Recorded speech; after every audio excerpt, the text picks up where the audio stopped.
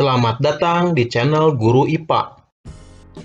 Pada kesempatan kali ini, kita akan bahas mengenai struktur dan fungsi sistem pencernaan makanan pada manusia.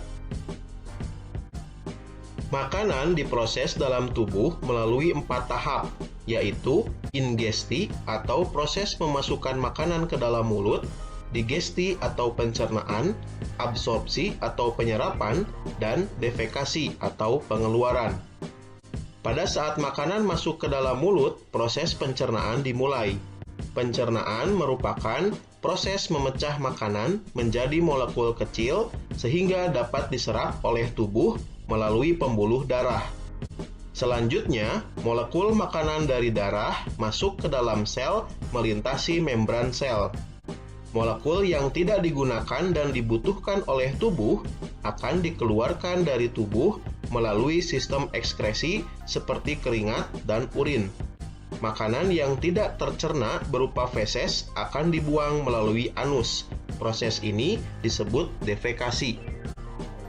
Pencernaan makanan terbagi atas 2 macam, yaitu pencernaan mekanis dan pencernaan kimiawi. Pencernaan mekanis terjadi ketika makanan dikunyah, dicampur, dan diremas. Pencernaan mekanis salah satu contohnya terjadi di dalam mulut, yaitu pada saat makanan dihancurkan oleh gigi. Pada pencernaan kimiawi, terjadi reaksi kimia yang menguraikan molekul besar makanan menjadi molekul yang lebih kecil. Pencernaan kimiawi pada proses pencernaan biasanya dilakukan dan dibantu oleh enzim-enzim pencernaan, seperti enzim amilase pada mulut. Sistem pencernaan manusia terdiri atas organ utama berupa saluran pencernaan dan organ aksesori atau tambahan. Saluran pencernaan merupakan saluran yang dilalui bahan makanan yang dimulai dari mulut, kerongkongan, lambung, usus halus, usus besar, rektum, dan berakhir di anus. Lidah, gigi, kelenjar air ludah atau kelenjar saliva, hati, kantung empedu, dan pankreas merupakan organ aksesori yang membantu pencernaan mekanis dan kimiawi.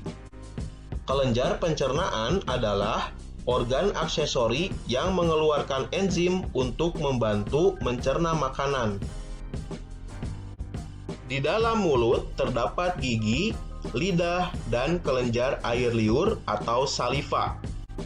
Air liur mengandung mukosa atau lendir, senyawa yang berfungsi sebagai antibakteri, dan enzim amilase atau dikenal dengan enzim petialin. Enzim ini akan memecah molekul amilum menjadi molekul maltosa. Di dalam mulut terjadi pencernaan makanan secara mekanis dan kimiawi. Setelah melalui rongga mulut, makanan yang berbentuk bolus akan masuk ke dalam tekak atau faring. Faring adalah saluran yang memanjang dari bagian belakang rongga mulut sampai ke permukaan kerongkongan atau esofagus. Pada pangkal faring terdapat katup pernapasan yang disebut epiglotis. Epiglotis berfungsi untuk menutup ujung saluran pernapasan atau laring agar makanan tidak masuk ke saluran pernapasan. Setelah melalui faring, bolus menuju ke esofagus atau kerongkongan. Otot kerongkongan berkontraksi sehingga menimbulkan gerakan meremas yang mendorong bolus ke dalam lambung. Gerakan otot kerongkongan ini disebut gerakan peristaltik. Setelah dari esofagus, makanan masuk ke lambung. Di dalam lambung terjadi pencernaan mekanis dan kimiawi. Secara mekanis, otot lambung berkontraksi mengaduk-ngaduk bolus. Secara kimiawi, bolus tercampur dengan getah lambung. Getah lambung mengandung asam klorida atau HCl, enzim pepsin, dan enzim renin.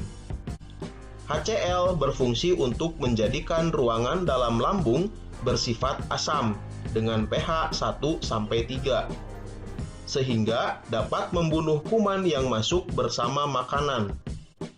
Enzim pepsin akan menghidrolisis atau memecah protein menjadi pepton atau campuran dari polipeptida dan asam amino.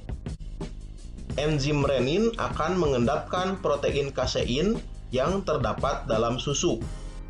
Setelah melalui proses pencernaan selama 2-4 jam di dalam lambung, bolus menjadi bahan kekuningan yang disebut kimus atau bubur usus. Kimus akan masuk sedikit demi sedikit ke dalam usus 12 jari. Pengaturan ini dibantu oleh adanya sfinkter atau otot-otot yang tersusun melingkar antara lambung dan usus 12 jari. Usus halus memiliki panjang sekitar 8,25 meter. Usus halus terdiri atas 3 bagian, yaitu usus 12 jari atau duodenum dengan panjang sekitar 0,25 meter, usus tengah atau yeyunum dengan panjang sekitar 7 meter, dan usus penyerapan atau ileum dengan panjang sekitar 1 meter. Dalam usus halus terjadi pencernaan secara kimiawi saja.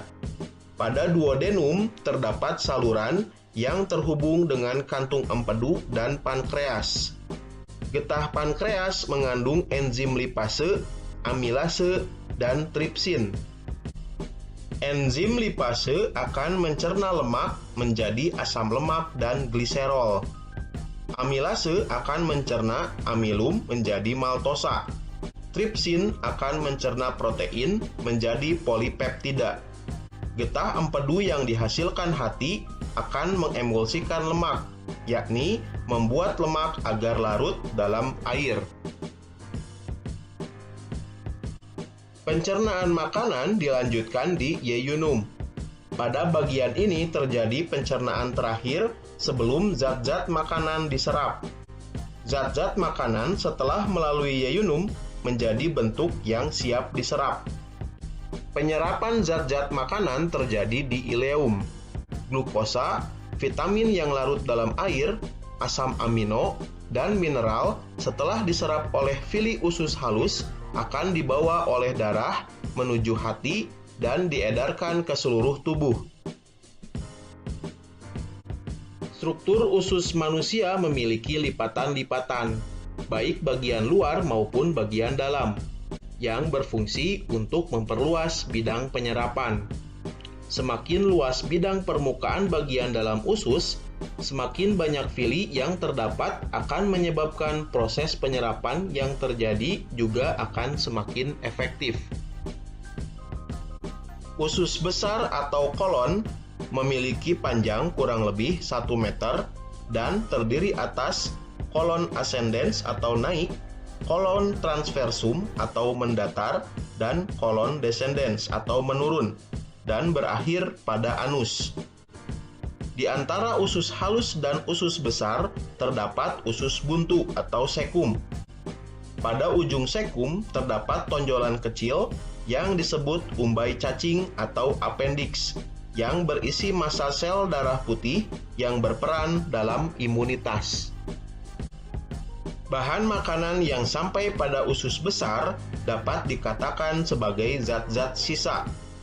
Zat-zat sisa berada dalam usus besar selama 1-4 hari. Zat sisa tersebut terdiri atas sejumlah besar air dan bahan makanan yang tidak dapat tercerna, misalnya selulosa.